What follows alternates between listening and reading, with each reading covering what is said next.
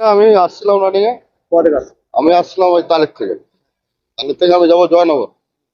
যে হঠাৎ গাড়িটা একটা আওয়াজ হয়, মনে হয় টায়ার পাংচার হয়েছে। যে মেন রাস্তার উপরে এখানে দাঁড় করাবো, তো আগে যে একটু সাইড করে দাঁড় করাবো।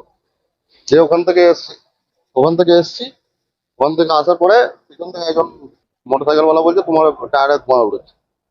সঙ্গে সঙ্গে গাড়ি সাইড করে যে দেখছি টায়ারে হালকা হালকা তখন ধরেছি জাস্ট। বালতিতে জল ছিল, বোতলে জল ছিল, সব নিয়ে বোতল বোতল জল দিয়েও তারপর তো নামাতে পারলাম না।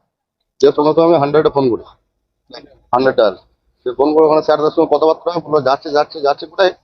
এই আধ ঘন্টা হবে আমার ফায়ার ব্রিগেডের গাড়ি যাবে। প্যাসেঞ্জার আপনার ওই 40-45 জন ছিল। না না ভাই,